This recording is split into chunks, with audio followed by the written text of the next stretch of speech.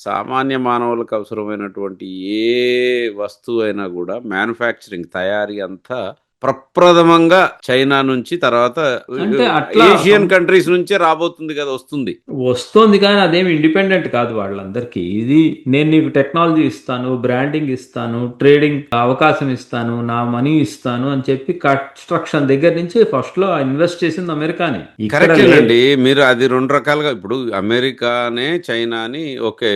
నువ్వు దీన్నంతా తయారు జేసి మాకు సప్లై జెయ్యని ఇచ్చారు. కానీ చైనాని లేపడం వెనకాల అమెరికాకి రష్యాని దించాలనేటువంటి కోపంతో ఆరు ఒక ఉద్దేశ్యంతో వచ్చారది. అదే.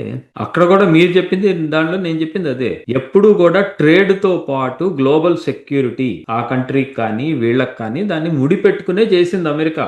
ఓకే. ఆ ముడి సెపరేట్‌గా ఏదో వాళ్ళని సెపరేట్‌గా ఏమి ఉద్ధరిద్దామని ఏం గాదది. సెపరేట్‌గా చేసిన వాటిల్లో కూడా ముడి వేస్తాయి. ఇప్పుడు ఇండియా ఉందనుకో, ఇండియాకి అన్ని ఇస్తానంటోంది. కాకపోతే దాంతో పాటు ముడేం పెడుతోంది, నువ్వు చైనా మీద రోజు చైనా మీద నువ్వు చెక్ కింద ఉండాలి. Pivot against China in Asia అని చెప్పి కదా చైనాని ఒబామా కొట్టడానికి ఒక కొత్త పాలేరు గావాలంటే ఇండియా దాని కింద వాడతది. వాడాలని చెప్పే కదా క్వాడ్ అవన్నీ పెట్టుకుంది. ఇండియా ఏం అది. ఒప్పుకోలేదు.